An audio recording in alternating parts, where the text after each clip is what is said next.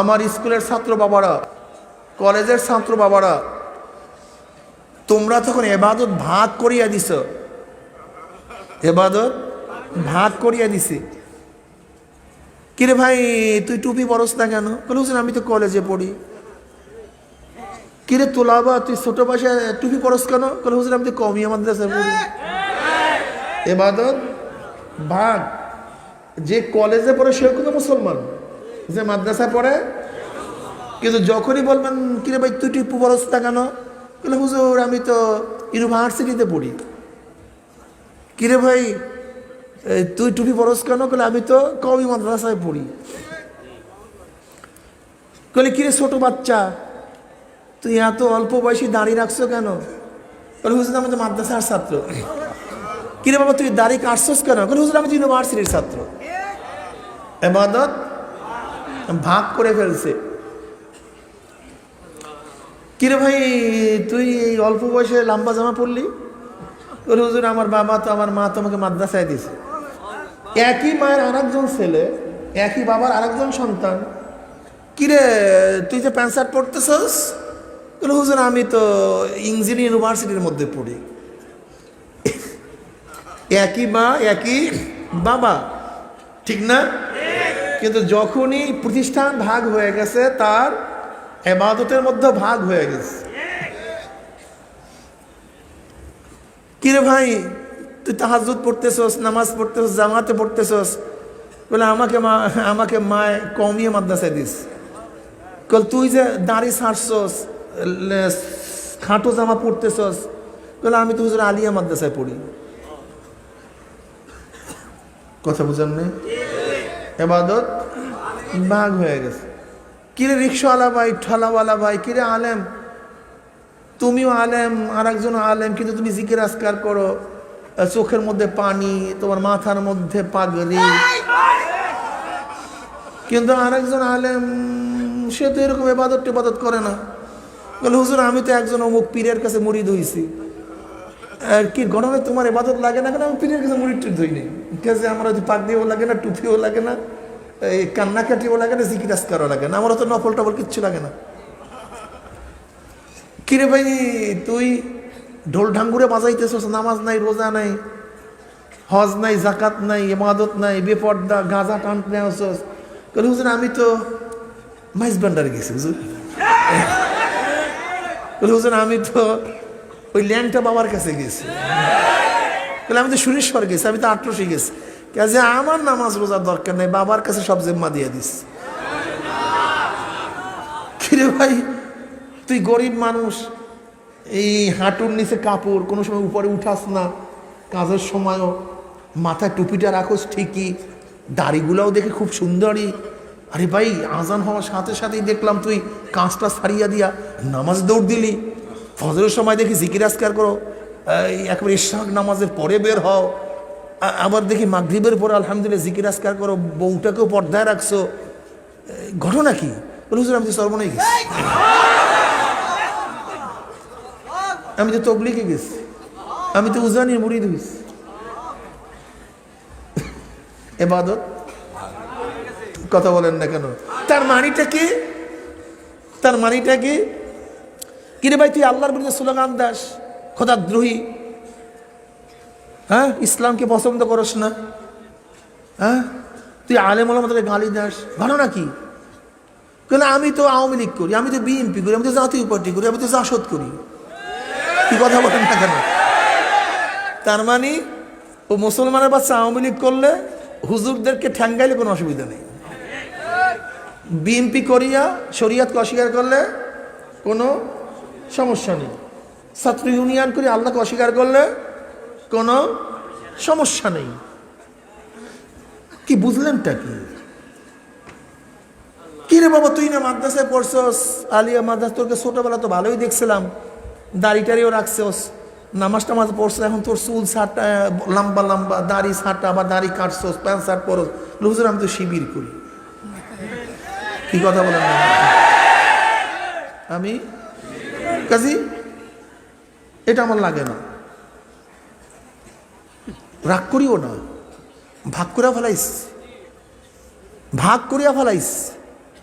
তা বুঝলামটা কি, যে আমাদের কোরআন ভিন্ন, হাদিস ভিন্ন, আল্লাহ ভিন্ন, নবী ভিন্ন, হিসাব নিকাশ সব ভিন্ন ভিন্ন। এর জন্য ইবাদত ভাগ করিয়া ফেলাইছে। কথা বলেন না কেন? আগে কথা বুঝো, রাগ করিও না কেউ। আমরা কেউ কারোর শত্রু নই, কেউ কারোর শত্রু নাই। শিবিরের হাজারো সন্তান আছে যারা মাওলার জন্য কাজ করতে চায়, কিন্তু নফসানিয়াত আছে। নেতারা কি বুঝাইছে? কোনো টেনশন নেই, কোনো সমস্যা নেই, এত ইবাদতের প্রয়োজন নাই, তুমি শুধু দল করো।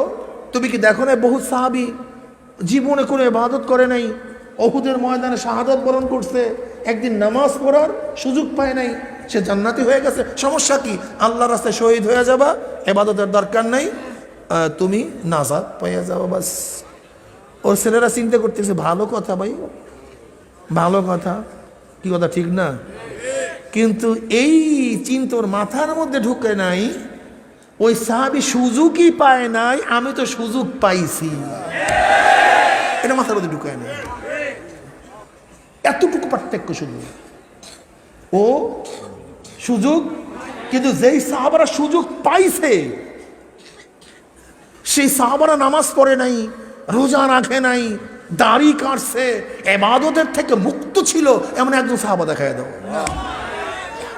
হ্যাঁ, আমরাও তো বলি, এখন যদি তুমি কালেমা পড়ো, এখন জীবনে ইবাদত করো নাই, তুমি কাফের ছিলা, মুশরিক ছিলা, মুনাফিক ছিলা, গোমরা ছিলা, কিন্তু মুমিন। মনে রাখতে হবে, একটা হলো ঈমানওয়ালা ফাসিক, আর একটা হলো বেঈমান থেকে মুমিন, দুইটা আসমান জমিন পার্থক্য। ভালো মতো বুঝিও। কিন্তু যদি কোনো কাফের আজকে এই মুহূর্তে 80 বছর বয়স, এই মুহূর্তে ঈমান আনে, 5 মিনিট পর মারা যায়, সে জান্নাতি না জাহান্নামী? জোরে বলেন। বেলা শক জান্নাতি। ঈমান আনার সাথে সাথে তার জিন্দেগির সমস্ত গুনাহ মাপ, সমস্ত কুফরি মাপ, শিরকি মাপ। লেকিন কোন মুমিন যদি ফাসিক হয়, ইবাদত না করে, আর এই অবস্থা যদি মারা যায়, তুমি কি ভাবছো ডাইরেক্ট জান্নাতি? এইটাই তো সমস্যা, ভেজালটাই তো এখানে। তুমি স্কুলে ভর্তি হইছো 1 মাস আগে, কয় মাস আগে? তোমার বেতন পাওনা ছিল, কিন্তু দেও নাই। কিন্তু আজকে এক ব্যক্তি ভর্তি হয়েছে। আচ্ছা, যেই ব্যক্তি আজকে ভর্তি হয়েছে, সেও কিন্তু ওই মাদ্রাসারই, ওই প্রতিষ্ঠানের ছাত্র। এখন বলো তো, যে আজকে ভর্তি হয়েছে তার কি বিগত দিনের বেতন দিতে হবে? কিন্তু যে 1 মাস আগে ভর্তি হয়েছে, কারণটা কি? এইটাই সহজ কথা। ইসলামের মধ্যে আজকে যে ভর্তি হয়েছে, সে আজকের নব, তার পিছনের কিচ্ছু নাই, বেতন টেতন সব মাপ। কিন্তু আগের থেকে যে ভর্তি হয়ে আছে, তার বেতন মাপ তোমাকে বলছে কি?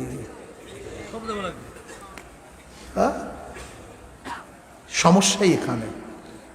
কিয়ামতের ময়দান 3 ধরনের মানুষ কিয়ামতের ময়দান উঠবে। খালেস মুমিন, খালেস কাফের, মুমিনে ফাসিক। খালেস মুমিন শুধু নেক আর নেক, গুনাহ বলতে কিচ্ছু নেই, কোনো হিসাব নাই, নিকাশ নাই, ডাইরেক্ট জান্নাত। এটা ডাইরেক্ট, শুধু নেক আর নেক, নেক আর নেক, নেক আর নেক। খালেস কাফের, নেকি বলতে কিচ্ছু নাই, শুধু বদ আর বদ, বদ আর বদ, কোনো হিসাব বিকাশ নাই, ডাইরেক্ট জাহান্নাম। এরপরে আমরা মুমিনে ফাসিক, যাদের নেকও আছে, গুনাহও আছে, নেকও আছে। এই ওজন করা শুরু হয়ে যাবে, এই ওজন। ও নাদাউল মাওয়াজিনাল কিসতা লিয়াউমিল কিয়ামা ওয়া আন্না আমালা বানি আদম ওয়া কাওলাহুম ইউজান। কিয়ামতের ময়দানে ইনসাফের একটা মিজান কায়েম করা হবে, ইনসাফের। ওয়া আন্না আমালা বানি আদম ওয়া কাওলাহুম ইউজান। বনি আদমের প্রত্যেকটা কাজ, প্রত্যেকটা কথা যা বলতেছি, এই যে বলতেছি, প্রত্যেকটা কাজ, প্রত্যেকটা কথা, প্রত্যেকটা চাহুনি প্রত্যেকটা শোনা, প্রত্যেকটা গুমান চিন্তা ওজন করা হবে। ওয়াসিরু কাওলাকুম আও ইজহারু বিহি ইন্নাহু আলিমুম বিযাতিস সুদূর। অন্তরে অন্তরে যা কিছু করছো, যা বলছো, যা দেখছো, যা শুনছো, যা করছো, সব কিছু ওজন করা হবে। ফাআম্মা মান সাকুলাত মাওয়াজিনুহু ফাহুয়া ফি ঈশাতির রাদিয়া। যাদের নেকের পাল্লা ওজন, আল্লাহ পাক তাদেরকে জান্নাতের ফয়সালা দিবেন। ওয়া আম্মা মান খাফফাত মাওয়াজিনুহু ফাউম্মুহু হাবিয়া। যাদের নেকের পাল্লা হালকা, গুনার পাল্লা ওজন, ফাউম্মুহু হাবিয়া। এই আমার যুবক বাবারা, এখানে এই কথা বলা হয় নাই যে কাফের যদি হয়, মুশরিক যদি হয়, তাদের জন্য জাহান্নাম, এই কথা বলা হয় নাই। ফাআম্মা মান সাকুলাত মাওয়াজিনুহু ফাহুয়া ফি ঈশাতির রাদিয়া ওয়া আম্মা মান খাফফাত মাওয়াজিনুহু ফাউম্মুহু হাবিয়া। চাই সে মুমিন হোক, মুহাদ্দিস হোক, পীর হোক, যে হোক না কেন, যদি গুনার পাল্লা এক সরিষার দানার এক কুঠি ব্যাগের এক ভাগ ওজন হয়ে যায়, জাহান্নাম। ওয়া মান ইয়ামাল মিসকালা যাররাতিন খায়রান ইয়ারাহ ওয়া মান ইয়ামাল মিসকালা যাররাতিন শাররান ইয়ারাহ। কাজে খুব খেয়ালের সাথে সামনে কদম বাড়ানো চাই। আমরা কি বলতে চাই? কি বলতে চাই? আমরা বলতে চাই যে কোনো দল কোনো ইবাদত থেকে কাউকে কমতি বেশতি করতে পারে না। চরমরায় মুরিদ হলে বেশতি করতে পারবা হবে, অমুকের জায়গায় মুরিদ হইলে কম করলেও চলবে, অমুক দল করলে এইটা হলেও চলবে, অমুক দল করলে এইটা হলেও চলবে, এটা হবে না। এইটা আমাদের দেখার বিষয় কি ভাই, আমার নবী টুপি পরছে কি পরে নেই? যদি পরে তুমিও পরো। আমার নবী দাড়ি রাখছে কি রাখে নাই? যদি রাখে তুমিও রাখো। দেখো নবী আলাইহিস সালাতু ওয়াস সালাম বলছেন দাড়িকে লম্বা করো, বুখারীর রওয়ায়াত। কি পরিমাণে লম্বা করব? আমার নবীর থেকে এরকম কোনো হাদিস নেই, কোনো ফেল কল কিছুই মানকুল নেই, কিন্তু হাদিসের ব্যাখ্যা দেয় কারা? সাহাবারা। আব্দুল্লাহ ইবনে আব্বাস, আব্দুল্লাহ ইবনে ওমর রাদিয়াল্লাহু তাআলা তিরমিজির মধ্যে রওয়ায়াত আসছে, লম্বা তো করার জন্য বলছে। কি পরিমাণে লম্বা করব? লম্বা করতে করতে যদি দাড়ি পায়ের নিচে চলে যায়, যেতে পারে না? কোনো মানুষের দাড়ি দেখেন নাই অনেক বড়, তো প্রসাব পায়খানা করবে কিভাবে? হাঁটবে কিভাবে? হতে পারে। নবী আলাইহিস সালাতু ওয়াস সালাম লম্বা করো, কি পরিমাণ? পরিমাণ তো বাতান নেই। এবার আব্দুল্লাহ ইবনে ওমর রাদিয়াল্লাহু তাআলা পরিমাণ বাতায় দিয়েছেন, এক মুষ্টি ধরো, নিচে যা আছে তা কেটে দাও, এই পর্যন্ত লম্বা করো। ব্যাস, নবীর থেকে লম্বার হাদিস পাইলাম, মিকদার পরিমাণের হাদিস পাইলাম সাহাবাদের আমল থেকে। গ্যাঞ্জাম শেষ, গ্যাঞ্জাম শেষ। যদি তিনি রাখে তুমিও রাখো। হ্যাঁ, আমি এই কথায় একমত, সবাই মন মেজাজ আমলের অবস্থানে এক না। সবাই ফার্স্ট ক্লাস ফার্স্ট হবে না, সবাই গোল্ডেন এ প্লাস পাবে না, কিন্তু খবরদার অস্বীকার করিও না। তুমি ভালো ছাত্র নও, কিন্তু যে ভালো ছাত্র তাকে শ্রদ্ধা করো,